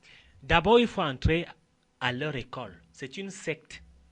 Une secte qui fait l'éloge de la mort. Parce que moi, je suis un spécialiste de la communication des croyances, la communication sectaire. C'est un enrôlement. Et lorsque vous aurez compris cet enrôlement, cette mystique, cet enrôlement, il faudrait donc travailler dans le sens de pouvoir accéder à leur mécanisme. L'autre stratégie, c'est effectivement être formé à l'antiterrorisme, hein, et aux techniques d'espionnage. Parce qu'il faut dire la vérité, il faudrait, je ne sais pas comment, je ne sais pas pourquoi on n'arrive pas à infiltrer ce groupe. Tous les grands mouvements du monde ont été infiltrés, mais est-ce que c'est Boko Haram qui n'arrive pas à être infiltré? Il faut infiltrer ce groupe de Boko Haram pour pouvoir, n'est-ce pas, de l'intérieur, avoir un certain nombre d'informations et disloquer le groupe. Et je vais revenir là-dessus. Il faut une plateforme du MINDEF, de la DGSN et l'administration territoriale, la DGRE, qui doivent travailler de façon concertée pour militariser dans le sens du renseignement toute la République. Je crois que on doit injecter le service de renseignement partout, boucler tous les quartiers et filtrer toute personne qui entre et qui sort. Avec les chefs de quartier, parce que les chefs de quartier savent s'il y a quelqu'un qui est entré, qui est sorti, qui est bizarre, avec toutes les populations. Maintenant, il faut aussi que nos amis, hein, qui vivent des ressources du Cameroun, des ressources naturelles du Cameroun, puissent nous aider. Je crois qu'on a arrêté Ben Laden à Mondiovision, le chef de l'État américain. Regardez comment on l'arrête. On allait le traquer au Pakistan. Ça veut dire que si on veut traquer, comment on l'appelle, Chakou ou machin. Aboubakar Shekau. Je ne veux pas prononcer son nom parce que c'est dit même de malédiction. On doit effectivement le traquer sur le plan du renseignement international et le cueillir comme on l'a cueilli Ben Laden. Donc nos amis étrangers doivent aussi mettre cette logistique des satellites, des drones, pour pouvoir pister ce monsieur et pouvoir effectivement le décrocher. D'accord. Vous avez peut-être une réaction avant que de répondre à cette question. Oui, peut-on vaincre Boko Haram? Oui, premièrement, vous aurez dû peut-être revoir la casquette sur laquelle vous avez présenté M. Meka. Il me semble que c'est un spécialiste de M. Biya, de la pensée, des sanctions. Toujours est-il qu'il est socio-communicateur et militant du RDPC. Peut-être c'est sous la casquette du militant qu'il défendait la posture Et de Biya. patriote. Je suis patriote. Parce que voilà des gens qui vont mettre la peur sur les Camerounais, dire que c'est grave. Vous n'êtes pas plus patriote Hein? que moi. Je suis patriote. Vous n'avez pas le C'est compris, monopole hein, de En c'est période compris. de guerre, nous devons être à l'unisson. Arrêtez ça. Tout à fait. Arrêtez Ok. de raconter n'importe quoi. Non, mais c'est vrai. Allez-y, monsieur Arrêtez Messi. ça. Dans tous les pays du monde, non, c'est comme ça. Non, il me semble que non. Il faut être très sérieux là sur Oui. cette Je question. suis très sérieux. Voilà. Il ne s'agit pas ici de venir chanter les louanges de M. Biya. Est-ce que c'est une M. affaire de Biya, louange? c'est sa manière de faire. Si M. Niopé, vous êtes un journaliste et les standards du journalisme disent qu'on présente, je ne sais pas, en étant propre, une émission, et vous venez en étant sale. Son argument, c'est sa manière de faire. Ça n'a pas de sens. C'est un contre-exemple. Ça, C'est un n'importe faux quoi. exemple. Le chef de l'État est censé répondre de certaines questions. Il a certaines fonctions, il a certaines prérogatives. Il y a des choses sur lesquelles on ne délègue pas. Oui, il doit être partout. On ne demande pas d'être partout. Allez-y, On demande monsieur. d'être partout. C'est pas un On demande artiste. d'être partout. Il y a le besoin. C'est pas un Ça artiste fait- qui fait les Ça concerts. fait 1 an et demi que nous sommes dans cette crise-là. Il n'a jamais mis son pied là-bas. Ce n'est pas normal. Mais je ne peux pas vous citer le nombre de fois qu'il s'est retrouvé en Suisse ou en France. Ceci étant dit, hein, Voilà, peut-on vaincre Boko Haram? On doit vaincre Boko Haram. Nous n'avons pas le choix. Parce Comment? que Boko Haram est Comment? une Quelle est la menace stratégie qu'on à devrait mettre sur notre pied? projet de vie. Quelle est la stratégie qu'on devrait mettre sur pied? Au niveau pour du vaincre, CPP, justement, on a toujours dit, voilà bien les thèmes, c'est une stratégie qui doit être globale et holistique. Quand on dit global, ça veut dire que ce n'est pas le Cameroun C'est la pensée seul. du chef de l'État. Ce n'est pas le Cameroun seul, c'est le Tchad, la RCA, parce que la situation sécuritaire même, c'est toute la sous-région, le Nigeria, le Niger, etc. Et toutes les forces qui veulent bien vouloir. Donc, c'est à ce niveau déjà. Maintenant, quand on dit holistique, c'est que c'est au moins 4 niveaux. Il y a le niveau militaire et du renseignement, il y a le niveau économique et social, il y a le niveau du développement, il y a le niveau humanitaire. Parce que ce que nous ne sommes pas en train de dire, ce que nous ne sommes pas en train de voir, malheureusement, c'est que toutes ces populations, qu'elles soient déplacées, qu'elles soient terrorisées, vivent un traumatisme. Elles ont besoin d'un accompagnement, d'un suivi. Par exemple, une des réponses post-attentat, c'est toute une offensive, pas seulement des agents de renseignement dans les quartiers, mais aussi d'un certain nombre d'acteurs qui vont éduquer et expliquer aux gens ce qui se passe et les accompagner pour vivre ce traumatisme. Mais surtout, parce qu'on a besoin de la population. Puisque l'équation actuelle, dans la phase actuelle du conflit, c'est le renseignement, il faut tout faire pour ne pas, pour l'inciter à collaborer. Et ça passe aussi par le respect des droits humains. C'est-à-dire Parce qu'on a souvent tendance, malheureusement, faisant face à un ennemi aussi barbare, qui n'a aucune loi, qui n'a aucune limite, à se laisser aller, à ne pas respecter nous-mêmes les principes sur lesquels, justement, nous avons fondé notre vivre ensemble. Nous nous souvenons encore, malheureusement, de ces 50 personnes qui sont mortes étouffées. Je ne vous parle pas de la manière dont parfois certaines interpellations se font. C'est vrai qu'on appelle les gens à être des gendarmes, des vigiles, mais encore faut-il donner des outils pour savoir reconnaître c'est quoi un comportement suspect. Et comment, oui, parce qu'il suffit de dire, nous on a assisté, les militants du CPP, au niveau de l'extrême nord, au niveau de l'est, ont assisté à des réunions, on était convoqués et on leur donnait des consignes. Parce qu'ils sont des leaders sociaux, ils doivent relayer. Dites aux populations de dénoncer les comportements suspects. On a posé la question, c'est quoi un comportement suspect? Mais c'est difficile à définir. Donc là, par exemple, il faut outiller, on ne dit pas qu'il n'y a pas. Mais actuellement, dans la communication qui est faite, on a besoin d'aller dans des précisions pour permettre maintenant aux acteurs de ne pas faire n'importe quoi. Parce que vous savez aussi que dans une période comme celle-ci, tout et n'importe quoi peut arriver. Tout et n'importe quoi peut être mis sous le dos, justement, de la lutte contre le terrorisme. Et pour nous, c'est donc la variable clé. C'est-à-dire que la participation de la population, on doit l'inciter, mais en restant ferme sur le respect d'un certain nombre de procédures et de principes. Voilà, c'est compris. Mais j'aimerais insister juste, juste il une faut seconde. absolument déjà mettre Marois sous état d'urgence et de pouvoir militariser le lieu parce que en fait c'est d'abord le focus, c'est le siège même des attentats, ils l'ont démontré. Donc il faudrait déjà que ce soit un état d'urgence et militariser toute la ville. Voilà, toujours est-il qu'on espère que les agents de renseignement vont davantage travailler pour sécuriser le Cameroun de manière holiste, parce que le problème ne réside pas seulement au niveau de Maroua, on le souligne encore sur d'autres plateaux. On a vu, fort des enseignements et des renseignements que nous avons eus jusqu'ici, on a appris que beaucoup, même les armes, les munitions et même les cartes nationales d'identité quittaient du centre, donc du sud, vers l'extrême nord du pays. Donc, peut-être qu'il y a des complicités internes. Il faudrait que toutes les pistes soient explorées pour permettre justement aux Camerounais de vivre dans la sécurité. Et même les forces vives devraient s'impliquer. On l'a vu, le Yakamata aller justement vers la population musulmane, la briqueterie, pour apporter des renseignements et des enseignements nécessaires. Comment reconnaître un terroriste, comment reconnaître quelqu'un au comportement suspect. Cela a été fait justement vendredi dernier du côté de la briqueterie. Vivement que de pareilles initiatives du Yakamata et de toutes les autres forces vives soient promues pour que les Camerounais sachent exactement à quoi s'en tenir face à un terroriste et comment faire pour le dénoncer. Il y a déjà un numéro vert qui est disponible, le 1500. Il faudrait que des numéros similaires soient mis à la disposition du grand public pour que chacun de nous joue sa partition, parce que l'État ne saurait mettre un policier derrière chaque Camerounais. Nous devons également être des vecteurs de renseignement, et ce n'est qu'à ce prix qu'on vaincra l'ennemi qui est Boko Haram. Avec votre permission, nous allons parler en quelques 25 minutes de l'ECAM avec la nomination d'un nouveau directeur général des élections à l'élection de Cameroun. Abdoulaye Babale, c'est son nom, est ancien commis de l'État, aujourd'hui âgé de 73 ans. Il remplace à ce poste Mohamed Sané Tanimon, une nomination qui n'a malheureusement pas été accueillie avec beaucoup d'enthousiasme par la plupart des responsables politiques de l'opposition. Monsieur Franck, ici, vous qui êtes justement de l'opposition camerounaise, comment avez-vous accueilli la nomination de ce nouveau DG? Vous avez utilisé un terme en début d'émission, vous parliez de non-événement.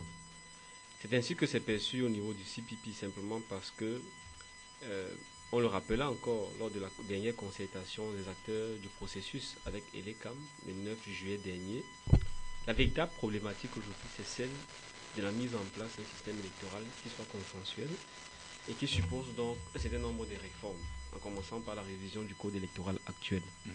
Donc, les bisbilles, guerres d'ego à l'intérieur de l'ECAM, certes, perturbent déjà l'ECAM tel qu'on le connaît aujourd'hui et forcément freinent d'une manière ou d'une autre le processus imparfait que nous dénonçons déjà.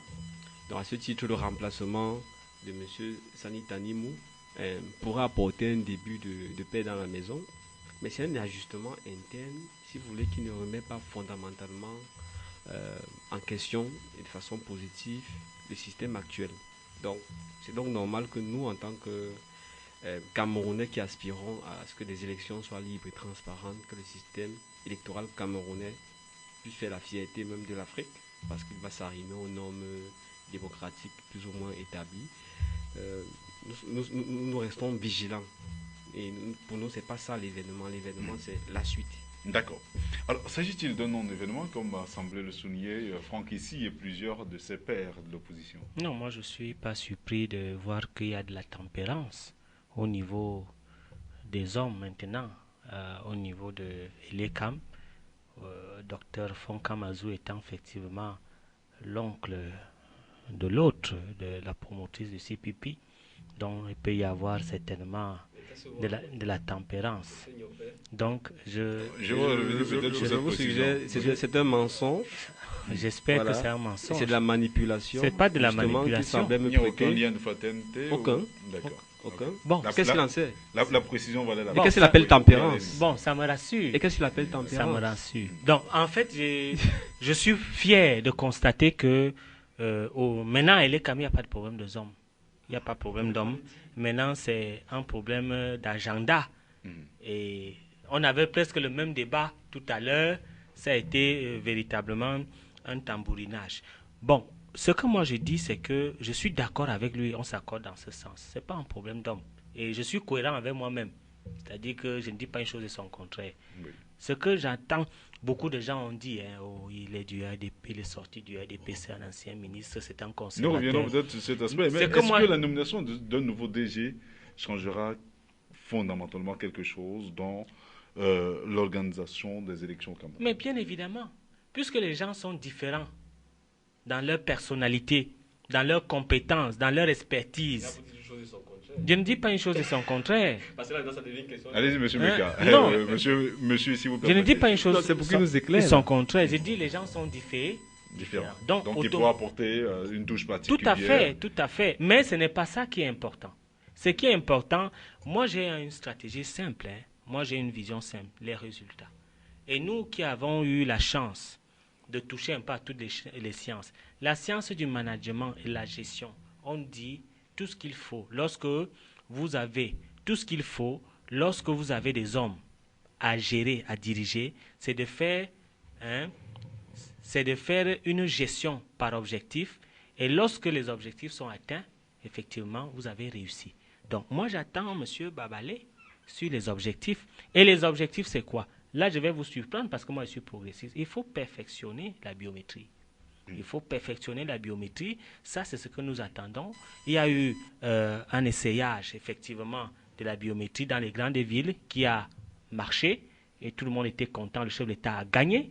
Maintenant, il faudrait perfectionner cela dans les prochains jours et effectivement continuer l'opération d'inscription sur les listes électorales qui est issu également du ressort, n'est-ce pas, des hommes politiques. Voilà ce que moi j'attends de M. Babalé, qu'il soit X ou Y, ou appartenant au parti des Grenouilles, au parti des Fourmis, au parti de la Cigale, ce n'est pas mon problème. Mon problème, c'est les résultats et ce qui sera fait pour que les élections au Cameroun soient crédibles. Alors, Franck, ici, est-ce que le fait d'avoir été ancien ministre sous Paul Biya, ancien membre du comité central, avoir même été vice-président du comité d'organisation du congrès extraordinaire du RDPC en 1995 pourrait plomber les actions d'Abdoulaye Babalé? Est-ce que le fait de se mettre au service de l'ECAM ne peut pas faire de lui un homme nouveau avec des objectifs bien ciblés? Vous avez oublié de dire que c'est l'ancien directeur de l'école des cadres, de l'ex-parti unique. C'est-à-dire, il faut expliquer pour tous ceux qui nous écoutent. Le RDPC c'était pas un parti unique. J'ai dit l'UNC, l'ex-parti unique. Et le RDPC a été 5 ans parti unique. Cela remet encore sur le plateau autre chose. Hein, voilà, parce que on peut dire que tous les Camerounais étaient de l'UNC. À l'époque, il n'y avait qu'un seul parti. Mais tous les Camerounais n'étaient pas directeurs de l'école des cadres. Et entendez par école des cadres, c'est-à-dire que les structures qui formalisent l'idéologie et la mettent dans la tête de tous ceux qui vont l'appliquer à tous les échelles. Donc une chose est sûre, c'est-à-dire que c'est un des architectes du régime dont Paul Biya a maintenant, ça veut dire que l'homme pose problème maintenant. Non, ce que je veux dire, c'est que l'homme ne va pas démissionner de ses convictions. Il ne va pas démissionner de l'ensemble des alliances et des intérêts qu'il a tissés tout au long de sa carrière. C'est quelqu'un qui a fait bientôt près de 50 ans dans l'administration, qui est, comme je dis, un architecte du régime actuel. Je crois que peut-être il est aussi vieux dans l'administration que M. Biya et surtout dans la politique de ces différentes administrations. Donc le monsieur ne va pas démissionner de ses convictions. Et ça se titre que ça décrédibilise et les comme dès le départ. C'est-à-dire que on veut une institution qui se veut indépendante, qui se veut neutre. Mais comment expliquer que, animé par de tels acteurs, ils puissent y arriver? Surtout que, et là je ne vais pas me réjouir comme certains l'ont fait, en disant que peut-être avec le départ de Sani Tanimou, il y aura plus d'accalmie, une cohabitation en bonne intelligence entre le Conseil électoral et la direction générale. Pourquoi? Parce que les causes structurelles qui sont dans la loi, c'est-à-dire le code électoral, dans les textes qui organisent le fonctionnement des ELECAM, n'ont pas changé entre-temps. Et c'est à l'intérieur de ces textes qu'il y a structurellement un bicéphalisme là, qui, on n'a pas besoin d'être Sani-Tanimou pour être poussé justement à vouloir exercer les pouvoirs que le texte nous confère. Je vous donne une illustration. Oui. Les sessions du Conseil électoral où les principales résolutions sont prises doivent être sanctionnées par un procès verbal signé par le président, qui est le président du Conseil électoral, et le secrétaire, qui est le directeur général. Donc vous voyez que si le directeur n'est pas d'accord avec les résolutions du Conseil, parce qu'il assiste à ces séances-là avec son directeur adjoint face à 18 membres du Conseil électoral, vous voyez qu'il dispose d'un droit de veto en refusant d'apposer sa signature. Donc les textes consacrent un bicéphalisme qui ne servent qu'une seule personne, M. Biya. Parce que en cas maintenant de conflit, on se remet à qui pour arbitrer? C'est encore ces mêmes textes qui disent que c'est le président qui apprécie si oui ou non, en fonction de la bon fonctionnement de l'EDECAM, il peut conserver ou peut révoquer ses membres. Et c'est d'ailleurs ce qui s'est passé avec la nomination d'Abdoulaye Babale. Donc c'est pour dire que, le fait qu'on ait enlevé M. Sani Tani, ça ne veut pas dire que c'est lui qui avait tort. 2, ça illustre que même sur l'organe en charge des élections, c'est M. Paul Biya qui fixe le rythme, qui fixe l'agenda. Donc c'est pas un organe indépendant. 3, M. Babale qui arrive, mais c'est l'archétype le plus parfait des fidèles serviteurs de M. Biya. Compris. Juste une réaction, celle du docteur Olivier Billet, qui est le président de l'UFP, qui, dans une déclaration rendue publique en début de semaine, juste quelques heures après la nomination d'Abdoulaye Babale, souligne, bon, je vais sauter le reste pour revenir, pour parler directement de son regret, voilà. Il souligne un deuxième point, il y a lieu de regretter le conservatisme manifeste d'une décision qui promeut un cacique et un baron de l'établissement dans un contexte où la désignation d'un acteur plus jeune et indépendant à l'égard du pouvoir aurait envoyé des signaux démocratiques plus positifs à l'opinion. On reste donc, hélas, dans une logique d'acteur tournée à la fois vers le passé que vers la préservation des intérêts et rente politique du régime Biya. Il y a, en grand 3, il y a par conséquent pas lieu de pavoiser face à ces désignations qui ne remet du reste point en cause ni l'esprit ni la lettre de test controversée régissant, monsieur s'il a dit tout à l'heure, le fonctionnement de l'État, mais notamment cette bien curieuse disposition selon laquelle le directeur général est nommé pour un mandat de 5 ans éventuellement renouvelable, laquelle traduit qui traduit une fort élégante manière de tenir ses troupes et d'en faire d'éternels obligés. Une réaction par rapport à au propos c'est son opinion. Je respecte son opinion. Le docteur Olivier Billet est enseignant à l'ESTIC et sa femme est chef service politique à CATV Radio. Donc, c'est pour vous dire que le chef d'État est un homme démocrate. Tout le monde peut s'exprimer, être opposé à lui et effectivement travailler dans les mêmes conditions que tous les autres. Après avoir choisi, pourquoi avoir choisi par exemple de nommer un baron, un classique du RDPC? N'aurait-il pas peut-être fait le choix d'ouvrir cet aspect en mettant à la place un jeune, qui plus est de l'opposition? Non, monsieur Thierry, j'ai pas une réponse à tout. J'ai pas une réponse à tout et moi je vous ai dit dès le départ, ça m'intéresse pas. La question que vous devriez me poser, c'est que faut-il attendre de Babale? Alors, moi, j'aurais attendu que Je vous la poserai, c'est la dernière. Voilà, moi, c'est important pour moi. Bon, d'accord. Président du parti, ça, je n'en ai que cure. Moi, je crois que j'ai un certain nombre d'exigences que j'attends par rapport aux élections. Et c'est sur ces élections-là que je verrai s'il faille le démissionner en tant que Camerounais, dire qu'il ne fait pas l'affaire ou pas. Alors, vous avez souligné tout à l'heure que Abdoulaye Babale n'est pas capable d'apporter une nouvelle dynamique dans le cadre de la gestion du processus électoral, dans la transparence et l'équité, voire la justesse. Est-ce qu'il n'est pas très tôt de juger le maçon alors qu'il n'a pas encore commencé à élever son mur? Vous convenez avec moi que les lions n'accouchent pas de souris. Donc, il a été moulé un système et il me semble qu'au-delà de ça, j'ai fait la démonstration que les textes actuels ne permettent pas, parce qu'ils ne satisfont pas un certain nombre de standards en termes de processus électoral revendiqués par la société civile et les partis politiques de l'opposition. Les textes actuels ne permettent même pas que, même s'il est la volonté, il puisse faire autre chose que ce que l'EDECAM produit actuellement.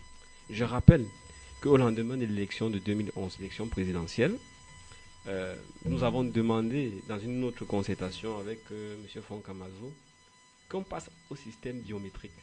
Mais différemment de ce que M. Meka dit, il n'y a pas jusqu'à présent de biométrie. Parce que la biométrie, c'est l'identification à partir justement d'un élément biologique. Ça peut être l'iris, ça peut être l'empreinte digitale. Ce n'est pas les cartes qu'on nous a faites là qui disent que on est dans un processus biométrique. Donc, et on peut le constater au Nigeria, c'est ce qui s'est passé. Donc, nous disions à M. Foncamazo, il y a urgence à mettre en place un processus biométrique. Il y a urgence à mettre en place un bulletin unique. Et ce qu'il nous expliquait, c'est que c'est impossible. Pourquoi? Une semaine après, le président prenait la décision d'explorer les possibilités de la mise en place d'une biométrie. Donc c'est pour dire que réellement, Elecam n'est pas l'interlocuteur à qui il faut s'adresser pour obtenir les réformes fondamentales du système. Il y a des réformes d'ordre politique, on a de nombreuses inquiétudes sur la question de la carte électorale. C'est-à-dire que la répartition du nombre d'élus des régions en fonction de la population. Il y a des équilibres actuels qui sont des équilibres dangereux pour l'avenir du pays. Je ne veux pas indexer certaines zones, mais il y a des zones qui ont un nombre de députés qui n'est pas proportionnel à la population. On ne connaît pas quelle est la philosophie, les critères sur lesquels on a établi cette carte électorale sont problématiques. Il y a urgence à la revoir. Il y a aujourd'hui la question de la Cour constitutionnelle. On a besoin d'avoir une Cour constitutionnelle qui va pleinement gérer les questions de contentieux pré- et post-électoral. C'est vrai que chez nous, on parle de conseil.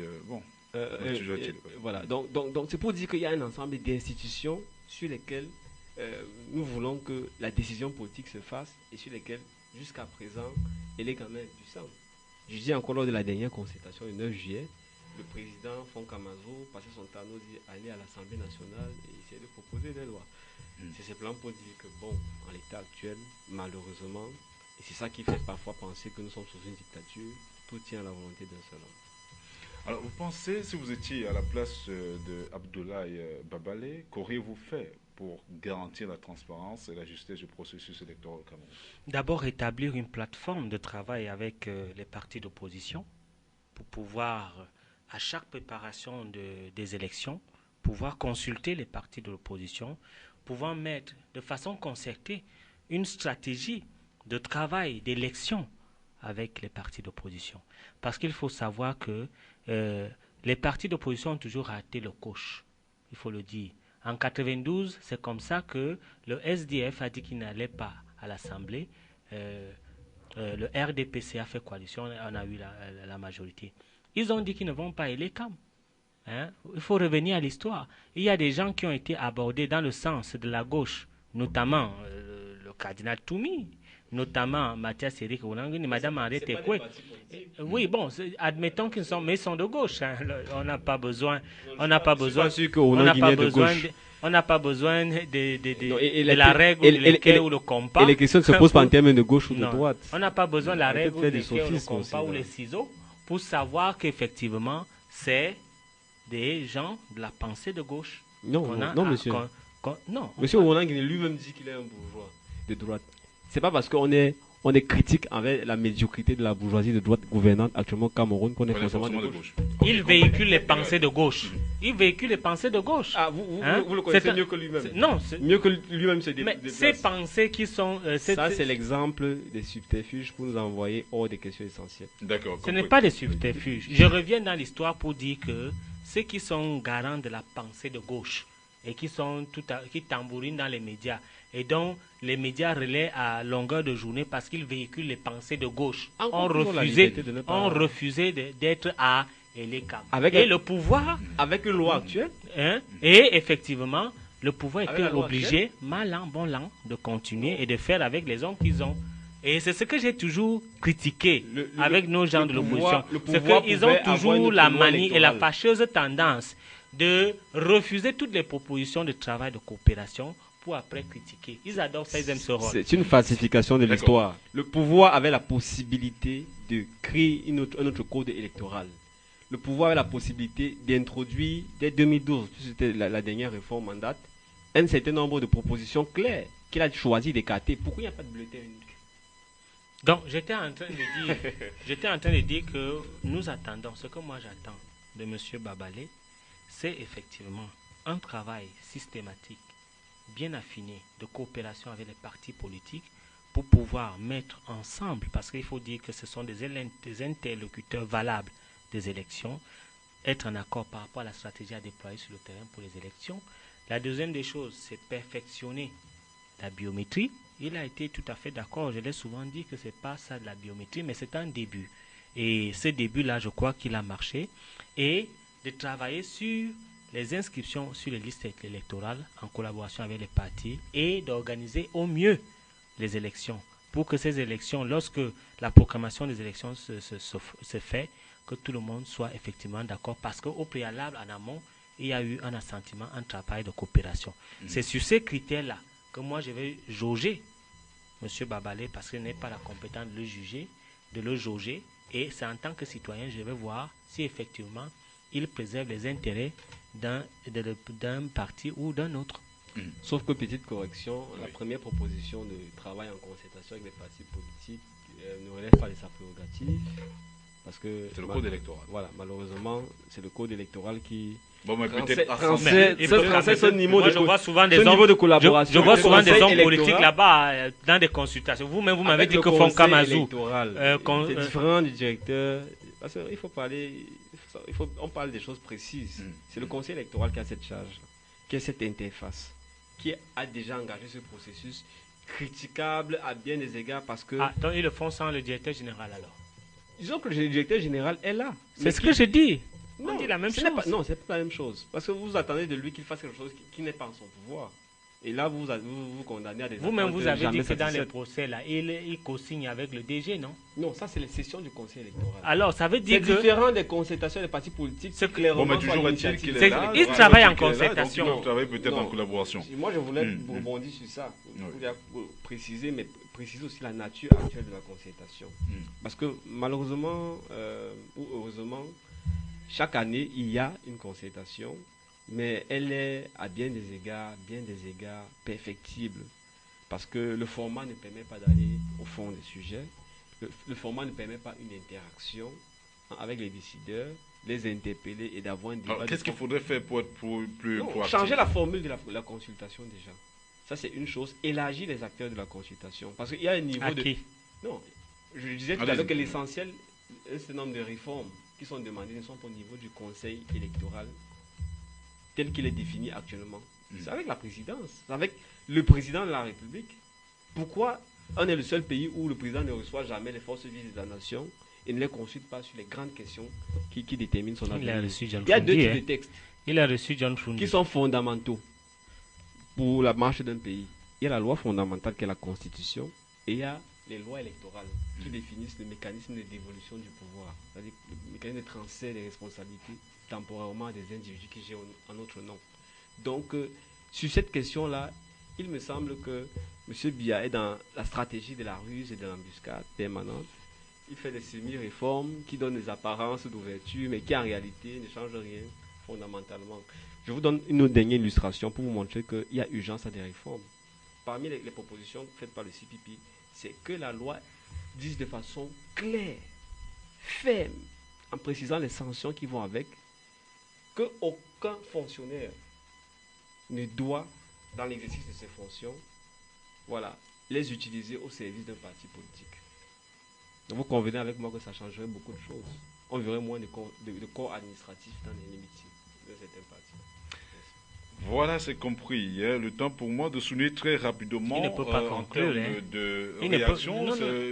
J'ai la parole, André Lutaromeka. Le temps pour moi de souligner très rapidement dans des réactions que Cyril Sambaka, qui est le vice-président de l'Union démocratique du Cameroun, pense que les vrais problèmes au sujet des LECAM sont ailleurs. Il souligne qu'on a besoin d'un outil plus performant, d'une biométrie vraiment moderne. Nous avons besoin de nouveaux tests pour qu'il n'y ait plus de chevauchement. Nous avons surtout besoin d'un nouveau code électoral. Célestin Diamène, qui est plus radical, pense que le fait que le président Biya ait nommé Abdoulaye Babalé aujourd'hui à la place de Sané Tanemon ne change rien. Évidemment, la question n'est pas de changer les hommes. Il est important aujourd'hui de savoir que le président de la République, comme à son habitude, fait diversion totale. C'est un non-événement absolu. Le fait qu'on change Pierre pour Jacques ne varie absolument rien sur le problème fondamental. On a envie qu'on clarifie les compétences du président du conseil électoral et du directeur des élections de Cameroun. Voilà les vraies questions, parce que si on parle d'alternance au Cameroun, ça passe évidemment par le code électoral et non par les tests qui identifient ou qui édifient. Voilà, il est calme. Nous savons parfaitement Voilà, on a quelque peu perdu. Voilà, nous savons parfaitement, bien que le fait de changer de chauffeur quand une voiture est en panne ne peut pas résoudre le problème. Voilà quelques réactions prises au hasard. André Lutaromeka, vous semblez avoir quelque chose à souligner avant qu'on conclue l'émission? Non, ce que je voulais dire, c'est que nous sommes dans un processus de démocratie. Je crois que nous avons 25 ans de démocratie. Il y en a qui ont des siècles de démocratie et nous avons avancé. Ils ont demandé le multipartisme, le chef de l'État donne le multipartisme. En 1990. En 90, il a dit à son propre parti, préparez-vous à la concurrence. Ils ont demandé une commission d'élection indépendante. On est passé à ONEL, ONEL 1, 1, ONEL ONEL 2, 2. on est passé à ELECAM, on est passé au processus de biométrie et je crois qu'on doit faire confiance. Donc le système est à parfaire. Le système est à parfaire et je crois qu'il ne s'agit pas seulement de la seule personne du chef de l'État, il s'agit aussi aux partis politiques de pouvoir former leurs militants au vote, de pouvoir former leurs militants à la culture du militantisme pour permettre à ce qu'il y ait une démocratie dynamique au Cameroun. Et je tiens à dire, et heureusement qu'il a avoué qu'il y a des consultations à l'ECAM. On peut croire qu'on ne les consulte pas. Il a parlé de consultations. Il y a des consultations au Premier ministère. Et il y a même des consultations à la présidence. Mais il faut qu'ils aient l'humilité lorsqu'ils arrivent là-bas, qu'ils disent ce qu'ils se sont dit. Au lieu de venir nous mentir dans les... Voilà. Messieurs, c'est compris. Hein. Merci une fois de plus d'avoir accepté notre invitation. Merci Franck ici. C'est moi qui vous remercie. Je ne saurais arrêter cette émission sans adresser une fois de plus mes condoléances à toutes les victimes de ces attentats et rappeler que l'heure est grave et l'essentiel pour nous c'est de nous mobiliser pour que les bonnes stratégies, les bonnes mesures soient mises en œuvre par qui de droit afin d'anéantir cette menace. C'est un plaisir de participer à cette émission. Permettez-moi aussi d'adresser mes condoléances à tout le peuple du Grand Nord et toutes les familles éprouvées par rapport à ces attentats et de rester debout. Et permettez-moi aussi d'adresser mes condoléances à tous les Batou femmes, les Bayangam et les Badré femmes, parce qu'il faut le dire, l'un des grands poumons économiques s'est effondré. Il s'agit de M. André Saurin, qui est un pourvoyeur économique. Et je voudrais adresser toutes mes condoléances à tous ces grands villages qui ont perdu un grand homme opérateur économique. Merci. Merci à vous, messieurs. Merci également à vous, madame, monsieur, de nous avoir fait confiance une fois de plus dans le cadre de cette autre édition du Face à Face sur Camnews 24. On le dira jamais assez, la vigilance doit être de mise. Il faudrait justement que chacun de nous fasse un effort dans ce sens et surtout d'adopter les comportements citoyens. Cela aidera davantage les forces vives à garantir la sécurité des personnes et des biens. Merci une fois de plus d'avoir été des nôtres et surtout, restez en notre compagnie. Retrouvons-nous très prochainement sur ces mêmes antennes. Au revoir.